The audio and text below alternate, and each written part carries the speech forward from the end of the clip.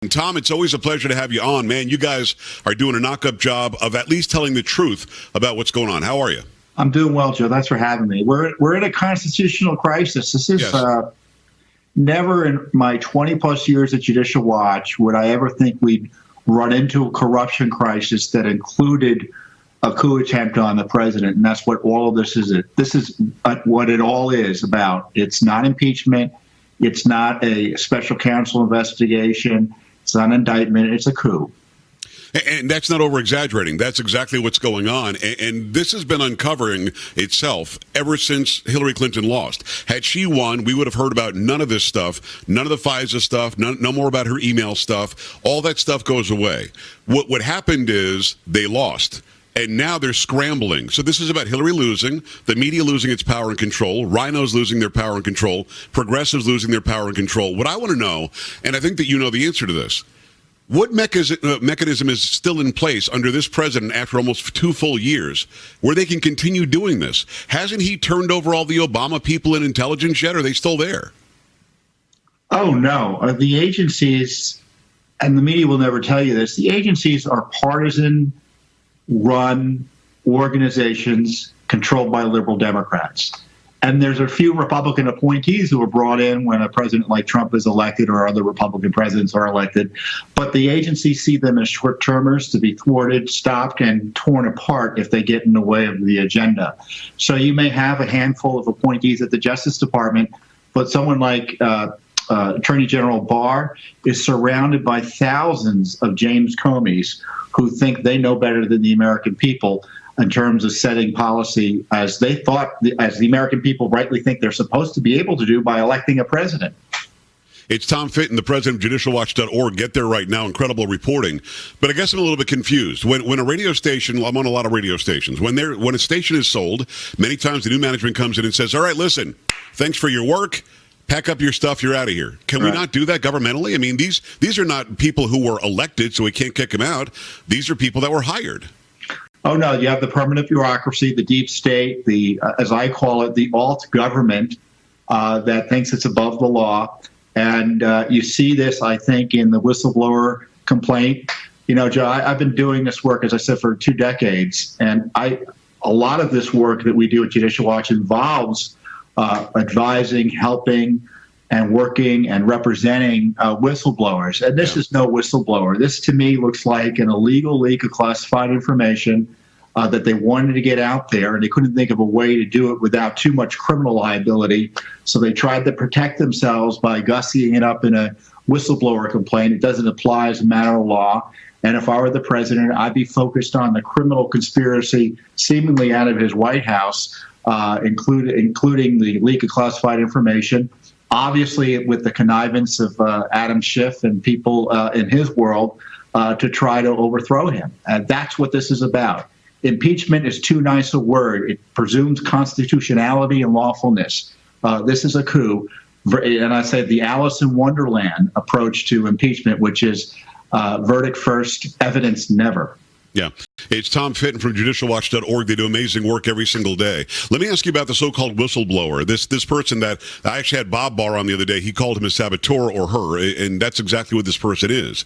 But it used to be that the IG wouldn't even investigate if it were not firsthand knowledge. I heard the call. I was on the call. I was in the room as the call happened. I heard the president's words. As you say, this is an illegal leak to whoever this person is, CIA connected. We know that much.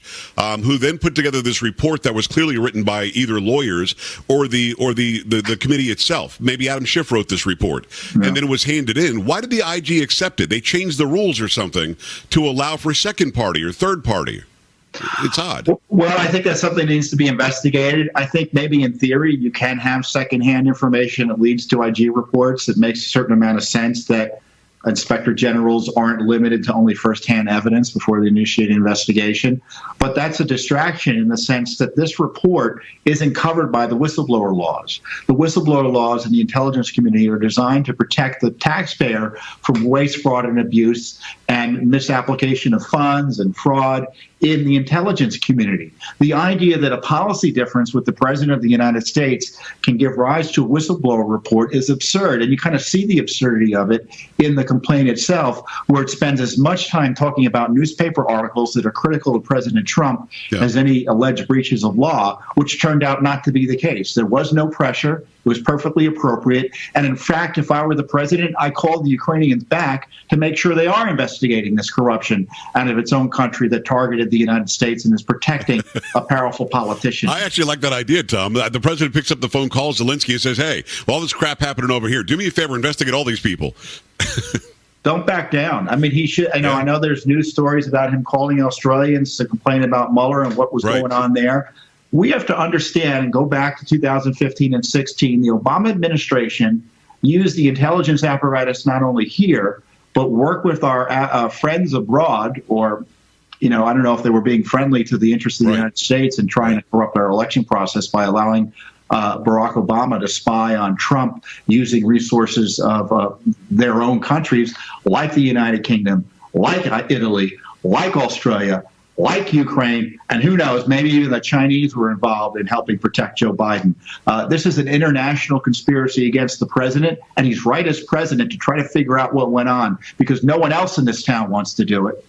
Hey, Tom, do you think that this was the objective of the deep state, to not only get rid of Donald Trump, which they're not going to impeach him? Well, they may impeach him, but they won't succeed in convicting him. They can't get 67 votes. I truly believe that. But was this also about getting rid of Joe Biden? Too moderate, was out in front for no reason. They want a far left-wing progressive that they can control. Maybe they couldn't control Biden. Was this a 2-for-1, do you think? I don't think they're that sophisticated. I think the criminal class in this town is about protecting its own. The targeting of Trump was to protect Hillary Clinton from being prosecuted and to protect her co-conspirators from any further prosecution or investigation on her emails and other matters. It turns out that Joe Biden had his own set of problems that started percolating up this summer, thanks to Rudy Giuliani's whistleblowing, and as I point out, President Trump's whistleblowing. And so sure enough, they concocted this Ukraine scam to try to freeze any investigation of Joe Biden. It's about protecting Joe Biden. He's still seen as the favorite son for the establishment, at least in the Democratic Party. And of course, by protecting Biden, they're protecting the entire Democratic Party apparatus, whose the party operation, the DNC, remember, was also involved in the spying on President Trump. They don't want to be criminally investigated either. Yeah. It is Tom Fitton, president at Judicial Watch, judicialwatch.org. Follow both him and Judicial Watch on Twitter, all the social media. What about Hillary Clinton? I just wonder what your thoughts are as you watch her go overseas and pose in front of what's allegedly her 33,000 emails, or she's out on the book tour now calling this an illegitimate presidency, when she's the one that tried to call Trump out because he wouldn't say that he would accept the results of the election. Now she, of course, for 2+ years almost 2 years, hasn't accepted the results of an election. What do you think about all this? I mean, when you see her trucking herself back out there, do you think that she thinks she's rehabilitated herself somehow? Because she's not the favorite daughter. She's not who she thinks she is. Well, personally, I think she's running for president again, or wants to. Really? I don't know why else she would be out there in such a public way unless she was trying to gain back political office.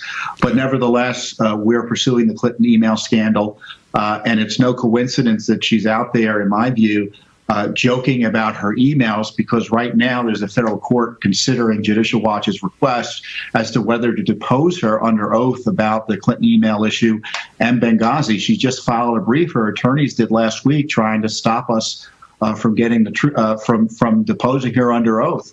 And we have an email coming out just an hour ago, Joe, showing that the State Department knew full well about her email system and that she didn't want her email out there years ago, and they've been hiding this email from us and the courts and the American people for years, and it just further confirms the email cover-up. So it's no surprise she's out there once again trying to minimize and make fun of the email issue. And my guess is the court won't be amused in the end. Yeah, I hope you're right about that. Tom Fitton, Judicial Watch, he's the president there.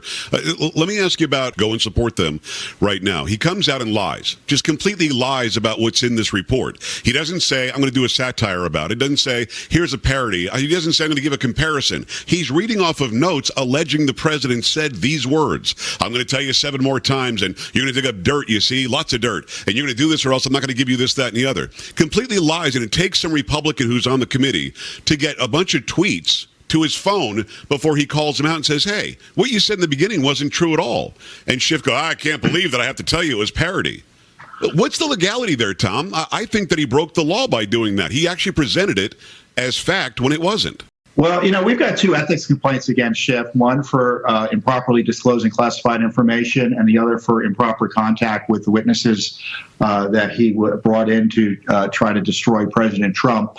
Okay. So in my view, he doesn't have the basic ethics to run the House Intelligence Committee. This Right. further confirms that. And if I were the administration, I were the president, I would cut off any classified information to Adam Schiff. He should not be head of the Intelligence Committee, and he should not be getting access to our most sensitive secrets in terms of national security. And the government, the federal agencies have no mandate to share classified information with risky people like Adam Schiff. And the fact that he was out there lying about this shows you that the basic facts are not on their side. So they have to misstate what Right. was in the actual transcript in order to justify their impeachment. And, that, again, further confirms it's not impeachment. Every time your listeners, Joe, hear the word impeachment, they need to substitute the word coup in their own heads, because that's what this lawlessness is about. I think you're right. It's Tom Fitton, president of Judicial Watch. One last question. What happens? I believe, and I'm not asking for your opinion, I'm just going to put this out there, and then I wonder what your thoughts are about what the next step is and what ends up happening. I think they're impeaching him just so they could say, we're impeaching him. Oh, look, he was impeached. You shouldn't vote for him, because I guess they think the American people think that matters. I think they're more worried about their personal economy and whether the country is rebounding. But having said that, I think they're going to impeach him. What do you think happens from there? I mean, Jeff Flake's saying 35% of Republicans are secretly for impeachment. Oh, that's probably true on the Hill, but as long as they're secretly for impeachment and don't abuse their offices by pursuing it, I think is okay. That's a good point. Yeah. And that's one of the reasons the president's been virtually alone in blowing the whistle on this corruption, because many Republicans don't like him either, which is they have contempt for the voters and President Trump too. And to me, it just shows you that they don't care about the rule of law. It's more of the politics of personal destruction, to use the phrase from the Clinton era. Yeah. I think they're on a fast track to impeachment. They're desperate to make it happen as soon as possible, because time is not on the side of a constitutional impeachment process. Time is of the essence if you're committing a coup. And they need to move as quickly as possible before, the truth puts its pants on, in the old phrase of the word, because they want the lie to go around the world and result in this impeachment on President Trump. So if it's almost guaranteed to happen if it happens over the next 2 months. Well, I'm going to take your advice. I'm going to call it a coup from now on. Of course, I have to use the impeachment word to just tell the story. But of course, that's exactly what it is. And you've been uncovering this for years now, and I appreciate all the work you do. JudicialWatch.org. That's Tom Fitton, the president. Tom, thanks a million. You're welcome. And Joe, we've got the lawsuit asking for the Biden documents on the firing of the Ukrainian prosecutor. So Congress may not want to investigate it. We will. Is it on the website? We just filed for the lawsuit the other day. Beautiful. It's on our website at JudicialWatch.org. Wonderful. All right, Tom, I appreciate you. We're back after this on the Joe Pag Show. Stay right here.